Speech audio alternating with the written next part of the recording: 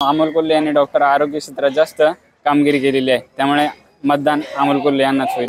पवार साहेबांनी ज्या गोष्टी केल्यात शेतकऱ्यांसाठी किंवा आयटी पार्क जो उभा केलाय तो फक्त त्यांच्यामुळेच। सो माझं जे मत असेल ते योग्य व्यक्तीलाच असेल। मी जे मतदान केले ते सुशिक्षित आणि योग्य व्यक्ती निवडलेली आहे आणि ती संसदेत जाऊन तरुणांचे प्रश्न सोडवेल याची मला खात्री आहे। इथून मागची बॅक हिस्ट्री जर पाहिली तर पवार साहेबांचं खूप योगदान आहे। महिलांना त्यांनी 30% आरक्षण पण दिलेलं आहे।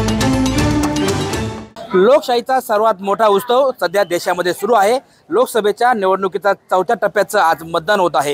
हे मतदान करताना अनेक असे युवा मतदार आहेत की ज्यांनी आज पहिल्यांदाच मतदानाचा हक्क बजावला आहे। आपल्यासोबत काही युवा मतदार आहेत। काय सांगाल, तुम्ही आज पहिल्यांदा मतदान केलंय, काय भावना होत्या? मतदान सुशिक्षित अशा व्यक्तीलाच करेल आणि मी स्वतः डॉक्टर आहे। नंतर अमोल कोल्हे यांनी डॉक्टर आरोग्य क्षेत्रात जास्त कामगिरी केलेली आहे, त्यामुळे मतदान अमोल कोल्हे यांनाच होईल, तुतारीलाच। खरं तर आज मतदान होतंय, तुम्ही पहिल्यांदा मतदान केले, कसा तुम्ही उमेदवार निवडलाय आणि काय डोक्यात ठेवून तुम्ही मतदानाचा हक्क बजावलाय? नमस्कार।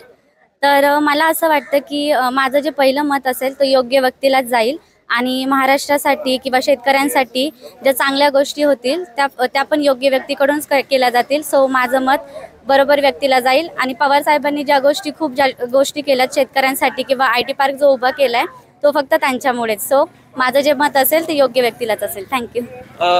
काय सांगाल, तुम्ही पण आज पहिल्यांदाच मतदान केलंय?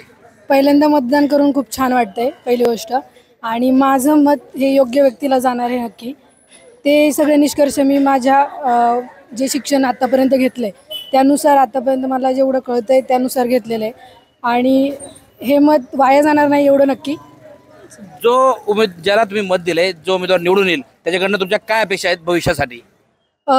तरुण पिढीला त्यांनी सपोर्ट करावा, कारण आता पुढचं जे आहे राजकारण किंवा सामाजिक हे ते तरुण पिढीवर आहे सगळं अवलंबून। तर त्यांच्या ज्या समस्या असतील त्या योग्य रीतीने सोडवाव्यात त्यांनी, आणि आपल्या जो भाग आहे शिरूर लोकसभा मतदारसंघ यातून खूप चांगली प्रगती घडावी एवढं वाटतं मला। काय सांगाल, तुम्ही आज पहिल्यांदा मतदान केलंय, काय भावना आहेत, कसं वाटतंय? आज मी पहिल्यांदा मतदान केले, त्याचा मला आनंद आहे आणि पहिलं मतदान करून मला आनंद वाटला।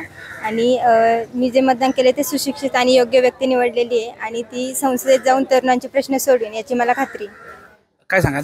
मस्त वाटतंय, लोकशाहीचा एक भाग झालोय आणि प्लस मी स्वतः स्पर्धा परीक्षांचा अभ्यास करते, तर आमच्यासाठी योग्य व्यक्तीलाच मत दिलेलं आहे। तुम्ही स्पर्धा परीक्षेचा अभ्यास करताय, तर योग्य व्यक्ती कसा निवडला आणि त्याच्याकडे तुमच्या काय अपेक्षा राहतील? तर इथून मागची बॅक हिस्ट्री जर पाहिली तर पवार साहेबांचं खूप योगदान आहे। महिलांना त्यांनी 30% आरक्षण पण दिलेलं आहे आणि प्लस तिन्ही दलामध्ये महिलांना सपोर्ट त्यांनीच केलेला आहे। तर मग माझं मत योग्य व्यक्तीला तुतारीलाच असेल। सध्या जे सरकार आहे किंवा देशाचे पंतप्रधान आहेत मोदी, यांच्याबद्दल काय मत आहे आणि तुम्ही कशा पद्धतीने समजा मोदी आणि पवार यांच्यात कशी तुलना करताय? नाही, पवार साहेबांचा आमच्या आजोबा पंजोबांपासून त्यांना सपोर्टच आहे आणि आम्ही पवार साहेबांना कधी सोडलेलं नाहीये। सोडून गेले ते बाकीचे गेले, त्याच्यामुळं आमचं मत पवार साहेबांचं। खरं तर योग्य व्यक्तीलाच मत देणार, जे तरुणांचे प्रश्न सोडवतील अशा व्यक्तीला नवीन मतदार मत करताना दिसत आहे। टाइम्स नाऊ मराठीसाठी सचिन तोडकर, मंचर।